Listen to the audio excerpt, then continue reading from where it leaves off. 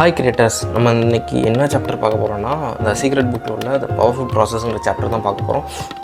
So இந்த powerful ப்ராசஸில் gratitude, gratefulness ரெண்டுமே மேஜர் ரோல் எடுக்குது. அந்த ரெண்டையுமே நம்ம டெய்லியுமே பண்ணிகிட்டே இருக்கோம், ப்ராக்டிஸ் பண்ணிகிட்டே இருக்கோம். அது என்ன ப்ராக்டிஸ் பண்ணிகிட்ருக்கோம் அப்படிங்கிறது உங்களுக்கு தெரியும்னா இந்த வீடியோ ஃபுல்லாக பாருங்கள். உங்களுக்கு கண்டிப்பாக இந்த வீடியோ ஒரு கிளியர் அண்ட் கட்டாக நம்ம லைஃப்பில் என்ன பண்ணுறோன்னு உங்களுக்கே தெரிய வரும். First expectation is the most attractive force in the world அப்படின்னு சொல்கிறாங்க. ஏம்மா ஒரு விஷயத்தை பற்றி நினைக்கிறோம் தெரியுமா, அந்த எக்ஸ்பெக்டேஷன் தான் ரொம்ப அட்ராக்டிவான ஃபோர்ஸை க்ரியேட் பண்ணுதுன்னு அக்கார்டிங் டு ஃப்ரீக்வன்சி எப்படி சொல்கிறாங்க. நம்ம ஆத்தர் டெய்லியுமே தூங்குறதுக்கு முன்னாடி அவர் டெய்லியும் இன்றைக்கி என்னெல்லாம் ஈவெண்ட் நடந்துச்சோ, என்னெல்லாம் பண்ணாரோ அதை ரீவெண்ட் பண்ணி பார்ப்பாராம். ரீவெண்ட் பண்ணப்போ லைஃப்பில் அன்எக்ஸ்பெக்டடாக சம்திங் நடந்துருக்கும். நம்ம ஒரு விஷயத்தை நினச்சிருப்போம், அது அன்எக்ஸ்பெக்டடாக வேறு மாதிரி நடந்துடும். அதே மாதிரி எதுவும் நடந்துருந்துச்சுன்னா அந்த ஈவெண்ட்டை மட்டும் திரும்ப அவர் மைண்டில் ரீக்ரியேட் பண்ணுறாரு, விசுவலைஸ் பண்ணி அது பிக்சோரியலாக அவர் நினச்ச மாதிரி நடந்திருந்தால் என்ன நடந்திருக்கும் மாதிரி பண்ணியிருக்காரு. அதான் எல்லாம் நடந்து முடிச்சிட்டேன், என்ன நினச்சி என்ன நடக்கும் அப்படின்னு நீங்கள் கேட்கலாம். பட் இது என்ன நடக்குன்னா, அவர் ஈவென்டும் அது அன்எக்ஸ்பெக்டடாக ஏதோ நடந்துருச்சு, இப்போது அவர் எக்ஸ்பெக்ட் பண்ண மாதிரி நடந்த மாதிரி ரீக்ரியேட் பண்ணுறதுனால அந்த ஃப்ரீக்வன்சியை ரீரைட் பண்ணுறாரு. ஸோ அந்த ஃப்ரீக்வன்சியை இங்கேருந்து சென்ட் பண்ணுறதுனால அவருக்கு இன்னும் நிறையா நல்லது நடக்க சான்ஸ் இருக்குன்னு இந்த புக்கில் போட்டுருவாங்க. அப்புறம் கிரேட்ஃபுல்னால் நத்திங் பட் நம்மக்கிட்ட ஒரு பைக் இருக்கும், ஒரு வீடு இருக்கும், எல்லாமே ஏதோ இருக்கும். பட் ஆனால் நம்ம இல்லாத விஷயத்த நினச்சி ஒரி பண்ணிகிட்ருக்கோம். அப்படி ஒரி பண்ணாமல் நம்மகிட்ட என்ன இருக்கோ அதுக்கு கிரேட்ஃபுல்லாக ஃபீல் பண்ணுங்கள். நம்மக்கிட்ட ஒரு 10 லட்சத்துக்கு ஒரு பைக் இல்லைன்னு ஃபீல் பண்ணுறதுக்குள்ள அட்லீஸ்ட் நம்மக்கிட்ட ஒரு 1 லட்சத்துக்கு ஒரு பைக் இருக்குது, அது கிரேட்ஃபுல்லாக ஃபீல் பண்ணுங்கள். அதே மாதிரி அந்த பைக் நமக்கு டெய்லி ஹெல்ப் பண்ணுது. பஸ்ஸில் ட்ராவல் பண்ணுறதோட bike travel time duration less பண்ணுது. எப்போனாலும் என் பைக்கை நம்ம ஆக்சஸ் பண்ண முடியும், யாருக்கு பெர்மிஷன் தேவை, நம்ம பைக் நம்ம எப்போனாலும் எடுத்துக்கலாம். இந்த மாதிரி அதுக்கு யூஸ் ஆகுதுன்னு கிரேட்ஃபுல்லாக ஃபீல் பண்ணுங்கள். அந்த கிரேட்ஃபுல் எப்படி நம்ம ஹெல்ப் பண்ணுதுன்னு போக நான் சொன்னேன். அதே மாதிரி gratitude bring more in to life அப்படின்னு சொல்கிறாங்க. அதாவது ஒரு ஹஸ்பண்ட் ஒய்ஃப் வாழ்கிறாங்க, சரியா? அந்த ஹஸ்பண்ட் ஒய்ஃபுக்கு சின்ன சின்ன ஹெல்ப்பாக பண்ணுறப்போ அந்த ஒய்ஃப் எல்லா விஷயத்தையும் அப்ரிஷியேட் பண்ணுறதுனால, அந்த சின்ன சின்ன விஷயத்தை அப்ரிஷியேட் பண்ணுறதுனால கடைசியில் ஹஸ்பண்ட் நிறைய சின்ன சின்ன விஷயம் ஹெல்ப் பண்ணுறாரு. இதனால் 2 பேருமே யூஸ் தான், அந்த ஃபேமிலிக்கு நல்லது தான். அதே மாதிரி ஒரு விஷயம் நடக்கிறதுக்கு முன்னாடியே அதுக்கு தேங்க்யூ சொல்லுங்கள் அப்படின்னு சொல்கிறாங்க. ஜேம்ஸ் ரேன் ஒரு பர்சன் என்ன சொல்கிறாங்கன்னா, அவர் பெட்டை விட்டு எந்திரிச்சு ஃபஸ்ட்டு காலை வைக்கும் போது ஒரு தேங்க்யூன்னு சொல்லுவாங்க. அது செகண்ட் இன்னொரு காலை கீழே வைக்கும் போது யூன்னு சொல்லுவார். இந்த மாதிரி அவர் ப்ரஷ் பண்ணுறப்போ ஒரு தேங்க்யூ, அவர் பாத்ரூம் போகும்போது ஒரு தேங்க்யூ, ஷவர் பண்ணுறப்போ தேங்க்யூ, கெட் ரெடி, எங்கேயா வெளில போக ரெடியாக வரலாம், இந்த மாதிரி அந்த ரெடியாகிறதுக்குள்ளேயே 100 தேங்க்யூ சொல்லி முடிச்சுடுவார். ஸோ இந்த தேங்க்யூ சொல்கிறதுனால என்ன நடக்குதுன்னா, இன்டென்ஷனலாக அவருக்கு ஒரு டே தேங்க்ஃபுல்லாக க்ரியேட் ஆகணுன்ட்டு அவர் இன்டென்ஷனலாகவே ஒரு ஃப்ரீக்வன்சியை க்ரியேட் பண்ணி இங்கேருந்து எமிட் பண்ணுவார். ஸோ அவருக்கு ரிட்டன் என்ன கிடைக்கும், அக்கார்டிங் டு அவர் லா ஆஃப் அட்ராக்ஷன் நல்ல டேவாக அந்த டே முடியும். ஸோ ஒரு டே எப்படியோ ஸ்டார்ட் ஆகுது, எப்படியோ போகுது அப்படிங்கிறதுக்கு பதிலாக நான் நினச்ச மாதிரி அந்த டேயை அவர் டேக் ஓவர் பண்ணுறாரு. இதுதான் கிரேட்ஃபுல்னஸோட இன்னொரு அட்வான்டேஜ்னு சொல்கிறாங்க. அதே மாதிரி அன்கிரேட்ஃபுல் திங்ஸ், அதாவது ஒரி பண்ணிகிட்ருப்போம், ஏன்டா இந்த மாதிரி ஒரு விஷயம் இல்லையே அப்படின்னு ஒரி பண்ணிகிட்ருக்க அன்கிரேட்ஃபுல் திங்ஸ் நமக்கு வரக்கூடிய கிரேட்ஃபுல் திங்ஸையும் பிளாக் பண்ணி விட்ருவோம். ஸோ நல்லா நோட் பண்ணிக்கோங்க. இப்போது உங்களுக்கு ஏதோ கிரேட்ஃபுல் திங்ஸ் வந்துட்டுருக்கு, நீங்கள் அதை பற்றி யோசிக்காமல் எனக்கு இந்த மாதிரி பைக் இல்லை, 10 லேக்கு அந்த பைக் இருந்தால் எவ்வளோ அட்ராக்டிவாக இருக்கும், எவ்வளோ லுக்காக இருக்கும் அப்படின்னு ஒரி பண்ணிகிட்டு இருந்தோம்னா ஏதோ ஒரு கிரேட்ஃபுல் திங் நமக்கு வந்துட்டுருக்குது. இந்த ஒரி பண்ணுறது ஒரு negative emotion, negative frequency send பண்ணும். ஸோ அன்கிரேட்ஃபுல் தாட்ஸ் என்ன பண்ணோன்னா கிரேட்ஃபுல் திங்ஸ் நம்ம வரதை பிளாக் பண்ணி விட்டுரும். ஸோ உங்களுக்கு எப்போதுமே கிரேட்ஃபுல்லாக ஃபீல் பண்ணுங்கள். உங்களுக்கு கிரேட் திங்ஸ் வேணும், நல்லது நடக்கணும் அப்படிங்கிறதுக்கு கிரேட்ஃபுல்லாகவே ஃபீல் பண்ணுங்கள். கிராட்டிடியூட் ராக் நத்திங் பட் இந்த வீடியோ பாருங்கள், உங்களுக்கே தெரிஞ்சிடும்.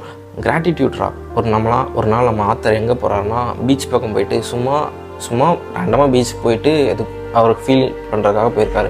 ஸோ நம்ம போயிருக்கும் போது ரேண்டமாக ஒரு ஸ்டோன் எடுத்துகிட்டு அவர் பார்க்குறாரு, அது அவருக்கு பிடிச்சிருக்கு. அவர் என்ன நினைக்கிறாருன்னா, எப்போல்லாம் அந்த ஸ்டோனை அவர் டச் பண்ணுறாரோ அப்போல்லாம் நான் கிரேட்ஃபுல்லாக ஃபீல் பண்ணுவேன் அப்படின்னு அவருக்கு செட் பண்ணி வச்சுக்கிட்டார். ஸோ அந்த ஸ்டோன் எடுத்து அவர் பாக்கெட்டில் போட்டுக்கிட்டு எப்போல்லாம் அதை டச் பண்ணுறப்போ அவர்கிட்ட இருக்க ஏதாவது ஒரு விஷயத்தை நினச்சி புதுசாக கிரேட்ஃபுல்லாக ஃபீல் பண்ணுவார். புதுசாக புது விஷயமா. இப்போ பைக்கே எடுத்துட்டோன்னா ஃபஸ்ட் நான் என்ன சொன்னேன், எப்போனாலும் ஆக்சஸ் பண்ணிக்கலாம், இது ஒரு கிரேட்ஃபுல்னஸ். எப்போனாலும் பஸ்ஸை விட நான் ஸ்பீடாக நான் ட்ராவல் பண்ணிப்பேன், இது ஒரு கிரேட்ஃபுல். இந்த மாதிரி டிஃப்ரெண்ட் குட் திங்ஸை நம்ம ஃபீல் பண்ண ஆரம்பிப்போம் அப்படின்னு சொல்கிறாங்க. இப்படி டிஃப்ரெண்ட் குட் திங்ஸை ஃபீல் குட் பெர்ஸ்பெக்டிவ் மாறும்போது சீக்கிரமாக நிறைய குட் திங்ஸை நம்ம நோக்கி அட்ராக்ட் பண்ணுவோம் அப்படின்னு சீக்ரெட்டில் சொல்லியிருக்காங்க.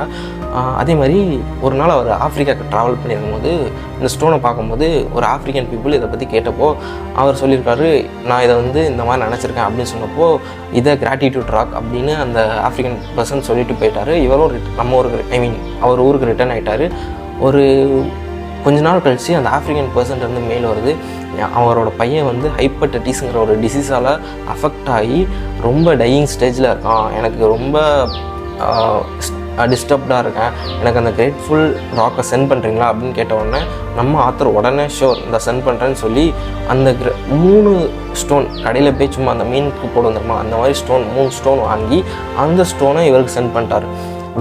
அதுக்கப்புறம் நெக்ஸ்ட்டு 4 to 5 monthஸ்க்கு அப்புறம் இன்னொரு மேல் அவர்கிட்ட வருது, என் பையன் இப்போ பரவாயில்ல, முன்னே இருந்ததுக்கு இப்போ க்யூர் ஆகிட்டான் அப்படின்னு சொல்லி மேல் வருது. ஸோ என்னென்னா அந்த ராக் ஒரு மேஜிக் ராக்கோ ஏதோ கிடையாது, ஜஸ்ட் நார்மல் ராக்.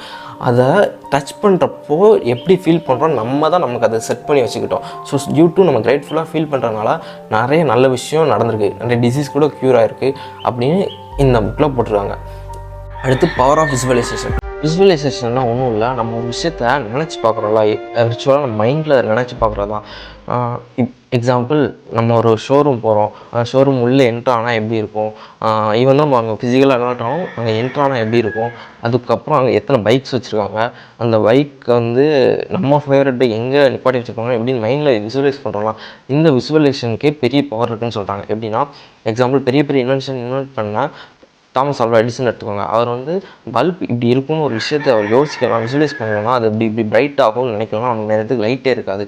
அதே மாதிரி ரைட் பிரதர்ஸ் எடுத்துக்கிட்டிங்கன்னா நம்மளால் இப்படி பறக்க முடியும் அப்படின்னு அவர் விசுவலைஸ் பண்ணி பார்க்கலன்னா நேரத்துக்கு ஃப்ளைட்டே அவங்களால இன்வென்ட் பண்ணிக்க முடியாது. ஸோ விசுவலைஸ் பண்ணுறதுனால என்ன நடக்குதுன்னா அந்த விஷயத்தை பற்றி நிறைய தாட்ஸ் அண்ட் ஃபீலிங்ஸ் நமக்கு வருது. ஸோ நமக்கு என்ன வேணுமோ அதை அப்படியே விசுவலைஸ் பண்ணுறப்போ அது ரிலேட்டடாக ஸோ மெனி தாட்ஸும் அது ரிலேட்டடான ஃபீலிங்ஸும் கிரியேட் ஆகுது. ஸோ இதுவே பெரிய ஃப்ரீக்வன்சி எங்கேருந்து நம்ம யூனிவர்ஸ்க்கு சென்ட் பண்ணுவோம் அப்படின்னு சொல்கிறாங்க. இன்னும் நிறைய பேர் யோசிச்சிருப்பீங்க, ஐயோ என்னால் இந்த மாதிரி விசுவலைஸ் பண்ணவே முடியலையே, இந்த விசுவலைசேஷன் என்கிட்ட ஒரு பவரே இல்லையே அப்படின்னு யோசிச்சிங்கன்னா அப்படியே கண்ண மூடி நான் சொல்கிறத விசுவலைஸ் பண்ணுங்கள். உங்கள்கிட்ட ஒரு கிச்சன் இருக்குது, ஆனால் உங்கள் வீட்டு கிச்சன் யோசிக்காதீங்க, மறந்துங்க.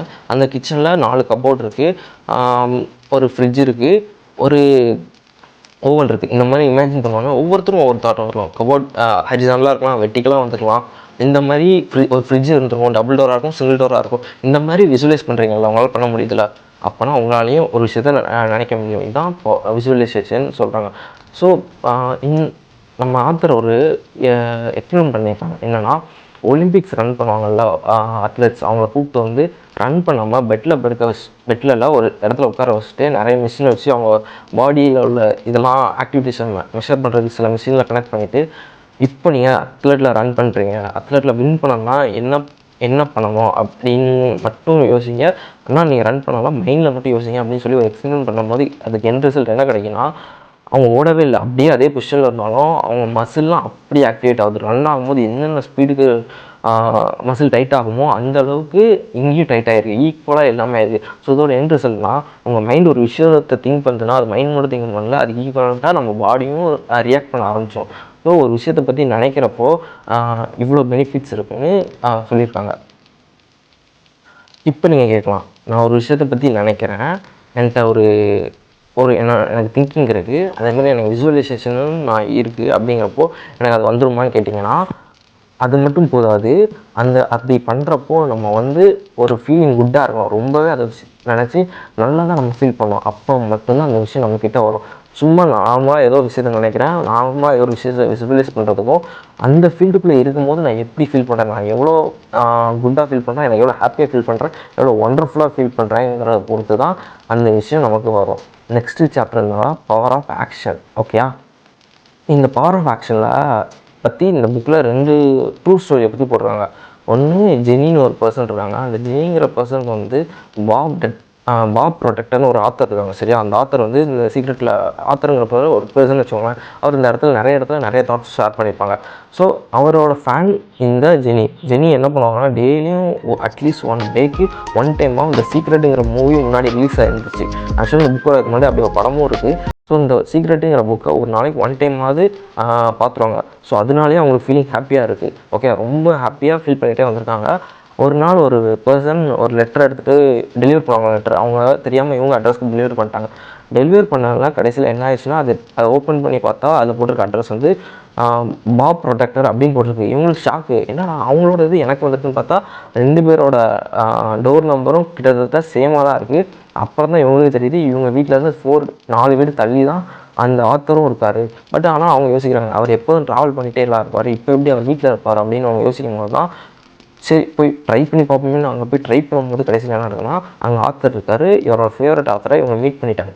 ஸோ இந்த லா ஆஃப் அட்ராக்ஷன் இந்த யூனிவர்ஸ் நமக்குன்ட்டு நமக்கு ஒரு கொடுக்கணும்னு நினச்சதுன்னா அது எப்போனாலும் எப்படினாலும் நம்மக்கிட்ட வந்து சேருங்கிறதுக்கு இது ஒன்று எக்ஸாம்பிள். இன்னொன்று ஏன் இருக்கான், அவன் ஃபேமிலியோட வீக்கெண்டுக்கு எங்கே போயிருக்காங்கன்னா டிஸ்னி வேர்ல்டுக்கு போயிருக்காங்க. அதாவது நம்ம ஊர் பிளாக் தண்டர் இந்த மாதிரி ஒரு பிளேஸுக்கு போயிருக்காங்க. ஸோ ஃபஸ்ட்டு போன ஃபேமிலி அவங்க தான். ஓகேயா. ஸோ நெக்ஸ்ட் டேயில் இருந்தால் எல்லாமே நடக்கும்போது இந்த ஃபஸ்ட் டே வந்து நெக்ஸ்ட் டேயில் இருந்தால் எல்லாம் ஃபிசிக்கல் கேமும் நடக்கும்போது ஃபஸ்ட் டே சும்மா சுற்றி பார்த்தாங்க. அவனுக்கு என்ன ஆசைன்னா நான் எங்கேயும் வெயிட் பண்ணாமல் எல்லா ரைடிங்கும் போகணுன்னு ஆசை அப்படின்னு நினச்சிட்டு அவன் தூங்குறான். அதே மாதிரி நெக்ஸ்ட் டே என்ன நடக்குதுன்னா அந்த டிஸ்னி வேர்ல்டு இருக்குது தெரியுமா, அங்கே அந்த இதை நடத்துகிறவங்க கூப்பிட்டு நீங்கள் தான் எங்களுக்கு விசிட் பண்ண ஃபஸ்ட்டு ஃபேமிலி. ஸோ உங்களுக்கு இந்த டே வந்து நான் விஐபி டிக்கெட்டை ப்ரொவைட் பண்ணுறோம், ஃப்ரீயாகவே ப்ரொவைட் பண்ணுறோம். ஸோ தட் நீங்கள் எங்கேயும் வெயிட் பண்ண வேணாம், டேரெக்டாக அந்த ரைட் போனீங்கன்னா டேரெக்டாக அதை யூஸ் பண்ணிக்கிட்டே இருக்கலாம், எத்தனை டைம்லாம் யூஸ் பண்ணிக்கலாம் அப்படின்னு சொல்லிடுறாங்க.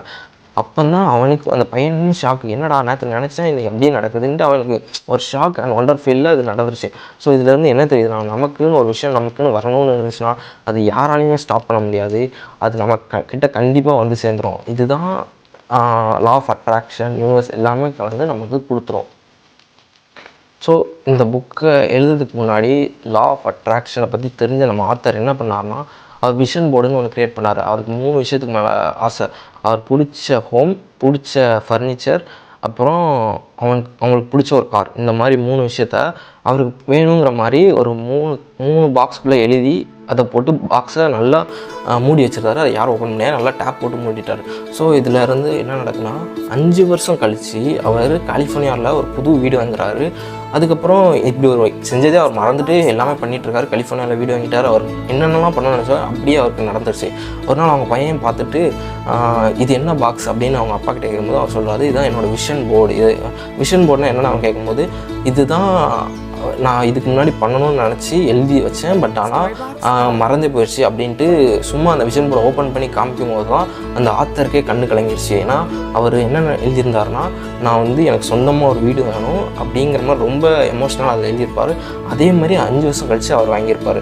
ஸோ அதே மாதிரி அவருக்கு வேணும்னு ஒரு கார் மென்ஷன் பண்ணியிருப்பார். அதே மாதிரி அதுவும் நடந்திருக்கும். அதாவது அக்யூரேட்டாக அதே கார் வாங்கினாரான்னு தெரில, பட் ஆனால் அவர் வேணும்னு எழுதி வச்சது எல்லாமே அவருக்கு நடந்துடும். ஸோ இது ரொம்பவே அந்த ஆத்தரை வந்து இன்ஸ்பயர் பண்ணிச்சு, லா ஆஃப் அட்ராக்ஷன் வந்துச்சு. ஸோ இதுதான் லா ஆஃப் இந்த ப்ராசஸ் ஆஃப் ஆக்ஷன் மூலமாக நடந்துச்சு. ஸோ இந்த வீடியோ உங்களுக்கு பிடிச்சிருக்கும்னு நினைக்கிறேன். எல்லோரும் லைக் பண்ணுங்கள், சப்ஸ்கிரைப் பண்ணுங்கள்.